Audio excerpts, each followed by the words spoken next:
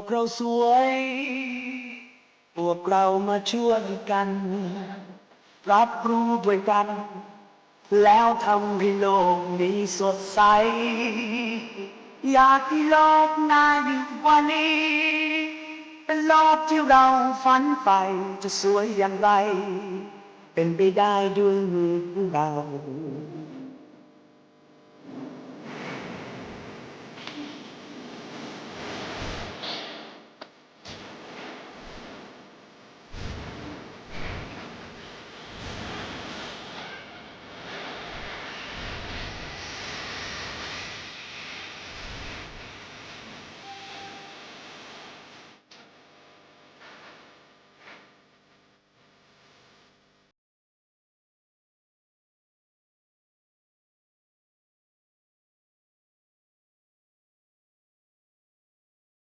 อีกไม่ช้า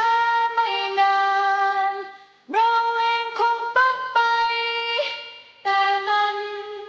ก็ยังมีโลกใบเก่ายังต้องมีอีกล้านคนก็มาอยู่ที่นี่แทนเราคือเด็กของเราเด็กๆที่เขาไม่ได้เรียนสายให้โลกเราสวยพวกเรามาช่วยกันรับรู้ด้วยกันแล้วทำให้โลกนี้สดใสอยากให้โลกน่าอยู่กว่านี้เป็นโลกที่เราฝันใฝ่จะสวยอย่างไรเป็นไปได้ด้วยมือของเรา อยู่ที่มือของเราที่จะทำเอาให้เราร้ายอย่างไรอยู่ที่มือของเราที่จะทำเอาให้สดใส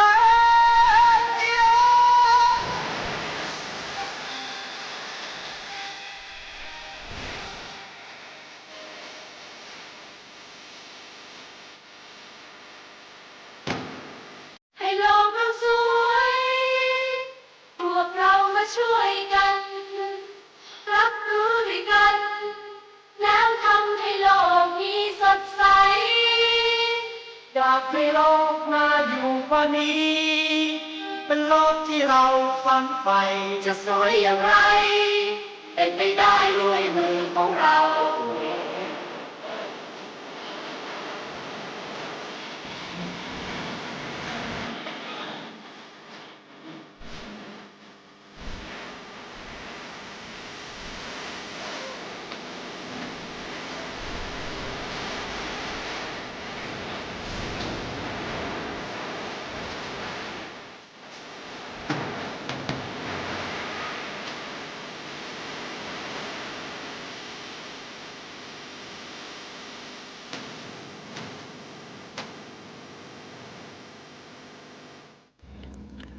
สวัสดีครับผู้ฟังทุกท่านครับพบกับรายการรักสิ่งแวดล้อมทางสวทแพร่ FM 91 เมกะเฮิรตซ์ครับวันจันทร์ที่ 25 พฤษภาคม 2569 อยู่กับผมแสวงเป้าเพชรเป็นผู้ดำเนินรายการครับกลับมาพบกับท่านผู้ฟังกันเริ่มต้นกันในช่วงเช้าๆครับนะวันนี้น่าจะมีหลายท่านเนาะตื่นเต้น กับการลงทะเบียนไทยช่วยไทยพลัดนะเห็นแต่ละเพจต่างๆเนาะเปิดโทรศัพท์ขึ้นมานี่ปุ๊บนี่นะถามถ่ายกันลงทะเบียนได้หรือเปล่าลงทะเบียนได้หรือยังนะเสียงข้างบ้านนะด้วยความเป็นห่วงเป็นใยนะโทรบอกคนนู้นคนนี้ อ่ะก็นะเป็นอีกช่วงเวลาหนึ่งนะครับนะการลงทะเบียนไทยช่วยไทยพลัดนะครับแล้วก็ข่าวต้นชั่วโมงเนี่ยเอาอีกแล้วเนาะมิจฉาชีพจ้องเลยเนาะพอมีอะไรที่เกี่ยวกับทางใช้สมาร์ทโฟนทั้งหลายเนี่ยนะก็มักจะมี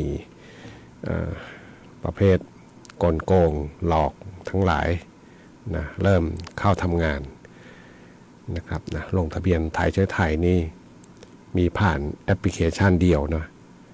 นะครับนะเป๋าตังค์อย่างเดียวนะครับนะส่วนคนที่เคยได้สิทธิ์ไปครั้งที่แล้วเนาะเข้าใจว่าพอกดปุ๊บก็จะให้เรากดยอมรับเลยเนาะตกลงได้เลยเนาะนะครับนะของผู้จัดรายการเองก็ แต่ว่ากว่าจะขึ้นมาได้ก็นะหมุนอยู่นานเนาะหลายรอบนะปิดแล้วเปิดใหม่ปิดแล้วเปิดใหม่เนาะเพราะว่าเข้าใจว่ามีจำนวนผู้คนเนาะที่เปิดใช้แอปอยู่ค่อนข้างเยอะเนาะเมื่อเช้านี่กดแล้วก็นะก็คิดกันน่าจะโดนลวนบ้างแหละ หรือว่าโทรศัพท์ผู้จัดรายการไม่ดีไม่รู้เนาะก็จะหมุนอยู่สักระยะหนึ่งนะแล้วก็บอกเข้าใช้งานไม่ได้นะแป๊บหนึ่งก็กดใหม่นะ2-3 รอบก็ได้เนาะนะครับนะแล้วก็ส่วนคนที่ไม่ได้รับสิทธิ์ข่าวที่ผ่านมานะเข้าใจว่าต้องมีการลงทะเบียนนะครับอันนี้นะครับก็เป็นอีกส่วนหนึ่งเนาะคนที่ลงทะเบียนไปแล้วอะไรไปแล้วก็เพียงแค่กดแอปเป๋าตังค์แล้วก็กดรหัสเนาะรหัสพินเข้าไปนะครับนะเท่านี้ก็สามารถที่จะใช้สิทธิ์นะสำหรับการลงทะเบียนนะครับนะพอกดตรงลงทะเบียนปุ๊บเนี่ยนะมันก็จะมีคุณได้รับสิทธิ์นะครับมีเครื่องหมายติ๊กถูกเนาะแล้วก็กด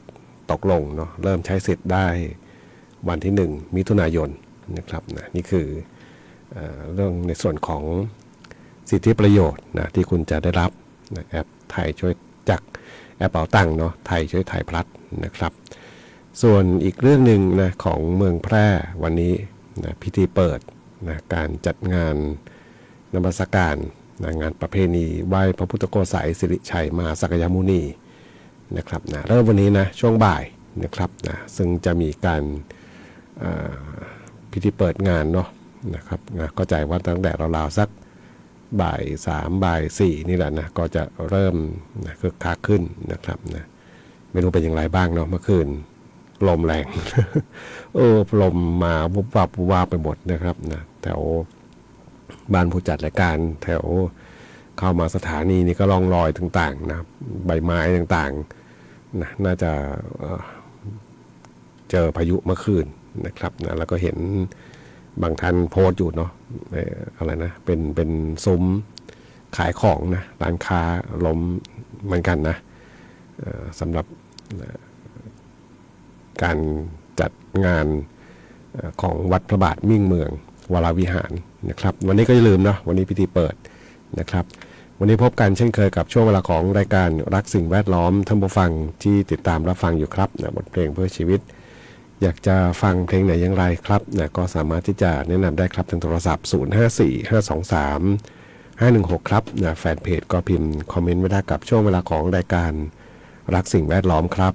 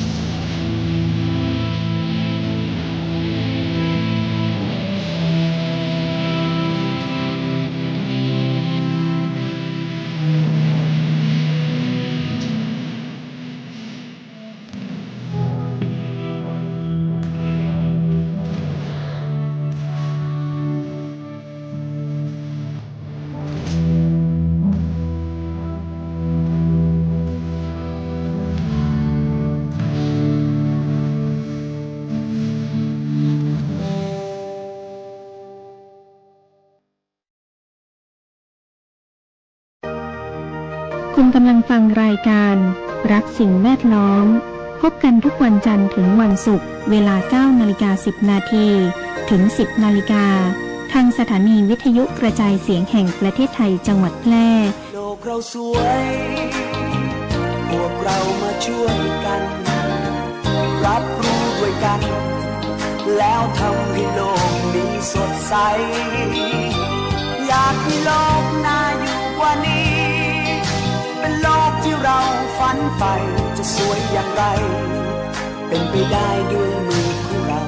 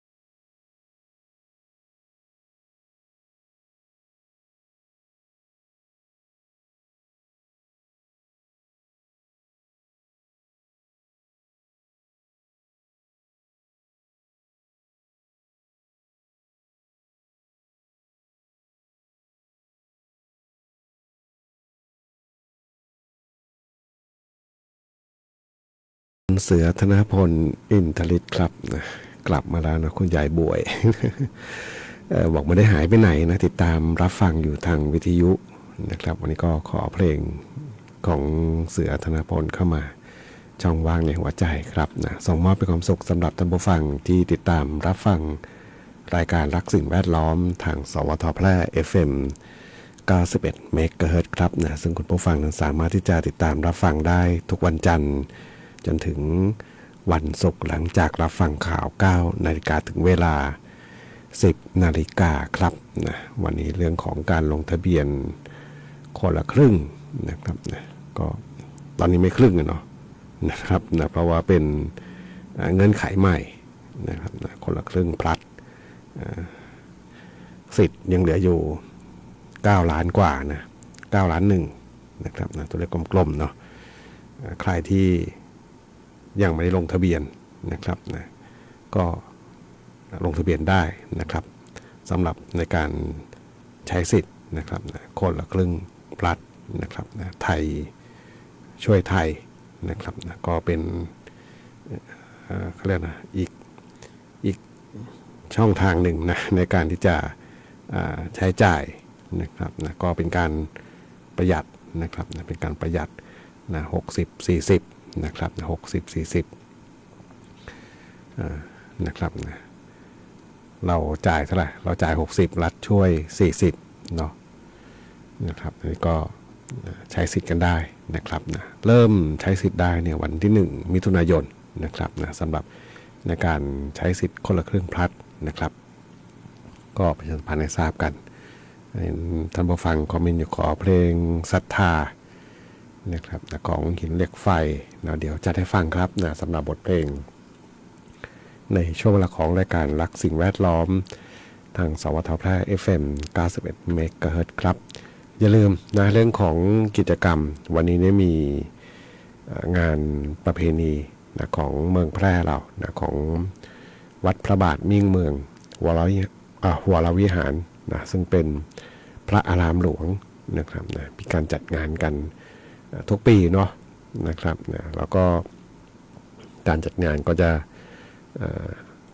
วันเริ่มเนี่ยนะก็จะเริ่มแล้วก็ไปสิ้นสุดวันวิสาขบูชาอย่างนี้แล้วกันเนาะนะครับนะเพราะว่าจะใช้การนับถอยหลัง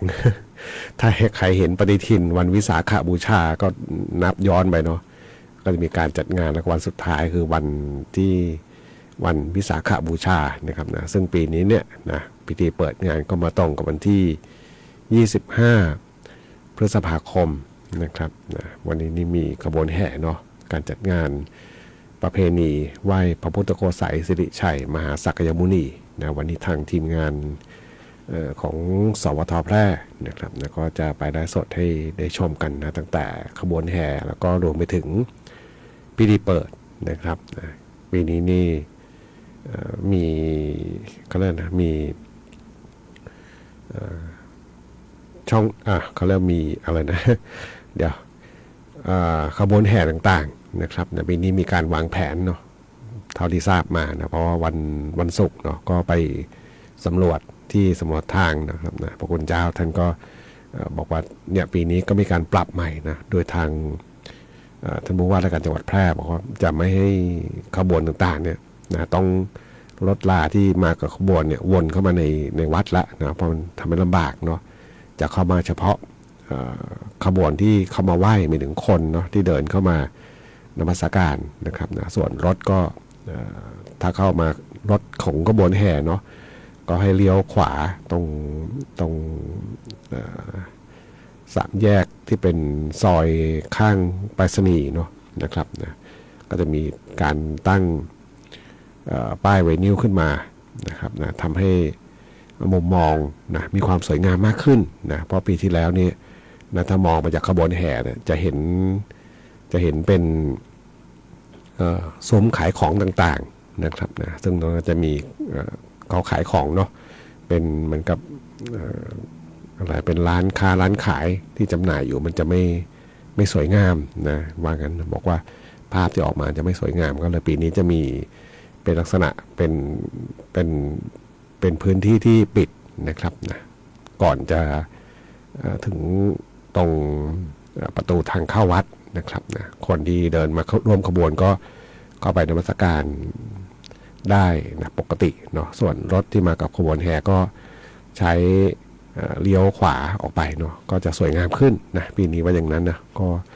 ก็รอชมเนาะใครที่ติดตามอยู่อาจจะเข้ามาชมขบวนแห่ด้วยตัวเองนะหรือว่าจะติดตามผ่านทางสื่อโซเชียลก็ได้นะครับนะผ่านทางเพจของสวทแพร่นะครับนะเห็นท่านผู้ฟังคอมเมนต์บอกอะไรเมื่อคืนลมมาแรงไฟฟ้าดับนะแต่ว่าไม่มีฝนเนาะเมืองแพร่มีฝนตกมาบ้างนะแต่ตกไม่เยอะเนาะทางบ้านผู้จัดรายการนะลมมาลืมล่ำเลยละเนาะเสียงดังน่ากลัวเหมือนกันเนาะเพราะว่าหลังบ้านมีไม้ไผ่พวกนี้นะเสียงจะดังเนาะนะครับนะแล้วก็ร่องรอยใบไม้ไปว่อนเลยเช้ามานี้ขับรถออกมาก็เห็นใบไม้ต่างๆนี่ถ้าจะลมกระโชกแรงอยู่ช่วงหนึ่งเนาะแป๊บหนึ่งแล้วก็เงียบไปนะมีฝนมาพอได้เปียกได้ชื้นนะก็ไปฟังเพลงกันต่อครับกับช่วงเวลาของรายการรักสิ่งแวดล้อมทางสวทแพร่ FM 91 เมกะเฮิรตซ์ครับ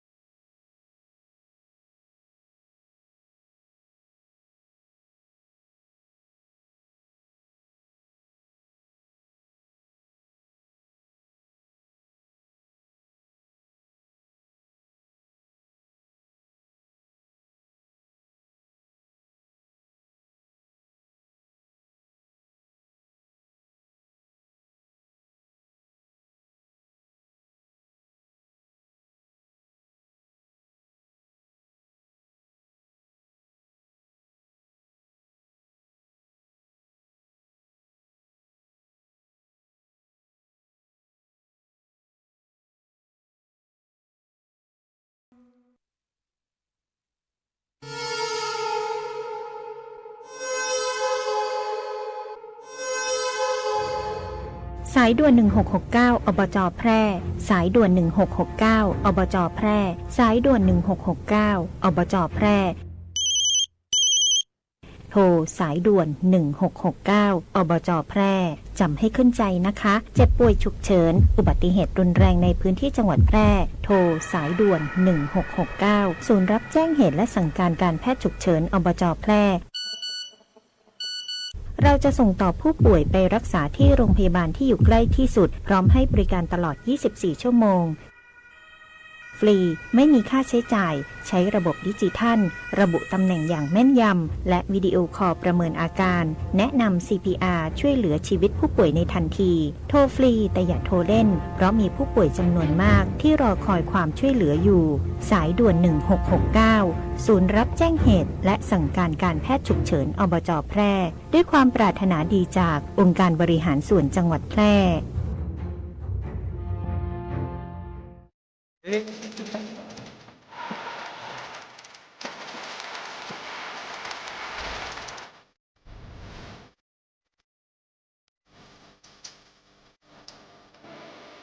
้าวยางแก่สุดโทรมเสียหายเพื่อผลผลิตน้อยการยางแห่งประเทศไทยสนับสนุนปลูกแตนด้วยยางพันธุ์ดีไร่ละ 20,000 บาทและปลูกแตนด้วยพืชอื่นไร่ละ 12,000 บาทแค่เป็นเกษตรกรที่ขึ้นทะเบียนกับกยท.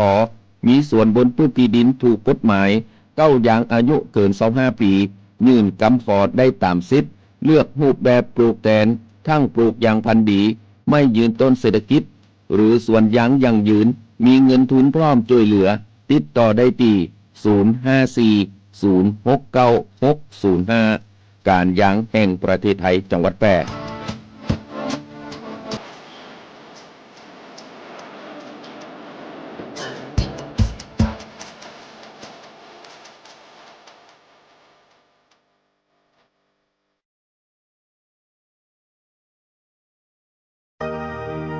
คุณกำลังฟังรายการรักสิ่งแวดล้อมพบกันทุกวันจันทร์ถึงวันศุกร์เวลา 9:10 นาทีถึง 10 นาฬิกา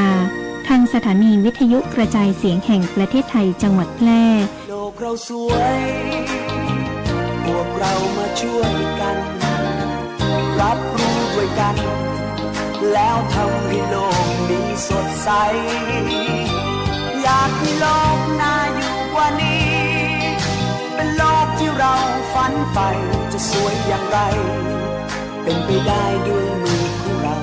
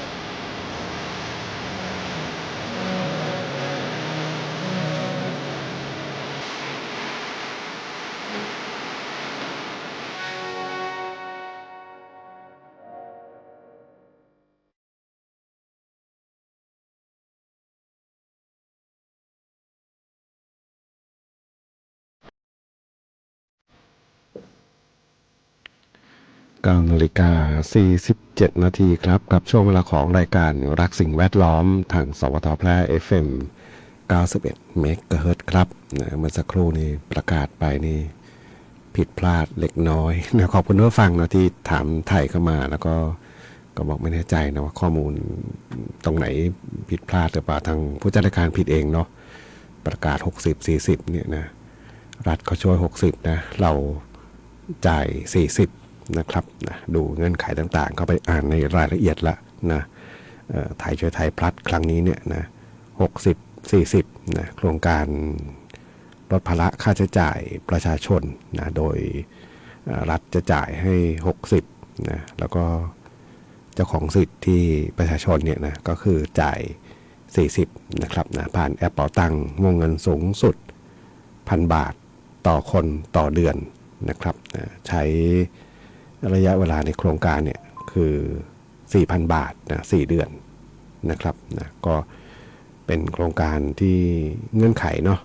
ที่จริงมีรายละเอียดค่อนข้างเยอะเหมือนกันนะตั้งแต่เปิดให้อันนี้ลงทะเบียนเนาะ6 นาฬิกาถึง 22 นาฬิกาทุกวันนะครับนะส่วนการที่จะจ่ายนะใช้จ่ายอันนี้นะเจ้าคนละครึ่งพลัดเนี่ยเริ่มตั้งแต่1 มิถุนายนนะครับ1 มิถุนายนจนถึงวันที่30 กันยานะครับ6 นาฬิกาถึง 23 นาฬิกานะที่ใช้ตรงนี้ได้เนาะแล้วก็ใช้จ่ายผ่านฟู้ดเดลิเวอรี่15 มิถุนาถึง30 กันยาส่วนฟู้ดเดลิเวอรี่ยังต้องไปเริ่มใช้15 มิถุนายนเนาะ6 นาฬิกาถึง 21 นาฬิกานะครับนะ3 ทุ่มนะครับฟู้ดเดลิเวอรี่เนี่ยใช้ได้แค่ถึง3 ทุ่มนะครับนะก็ลองดูรายละเอียดนิดนึงเนาะหลายคนอาจจะพอทราบเงื่อนไขแล้วเนาะบางคนก็ยังไม่รู้นะผมไปอ่านบางข้อมูลเนี่ยกลายเป็นว่าไม่รู้จริงหรือเปล่าเนาะอาจจะมีก็ได้เนาะบางส่วนบอกต้องไปคือพยายามนะความต้องการที่จะได้โครงการเหล่านี้นะครับบางคนไม่มีสมาร์ทโฟนอาจจะเขาเรียกนะตกรุ่นไหมเนาะหรือว่าอย่างไรนะบางคนก็ต้องไปเปลี่ยนโทรศัพท์เพราะว่าแอปพลิเคชันเกี่ยวกับการเงินเนี่ยนะมันจะมีเงื่อนไขบางอย่างนะอาจจะไม่เหมือนกันทุกรุ่นนะครับนะคือมันเป็นความต้องการรักษาความปลอดภัยของระบบการเงินนะครับเพราะฉะนั้นโทรศัพท์รุ่นที่อาจจะตกรุ่นไปแล้วเก่าไปแล้วเนี่ยนะมันจะไม่รองรับแอปพลิเคชันนะหมายถึงว่า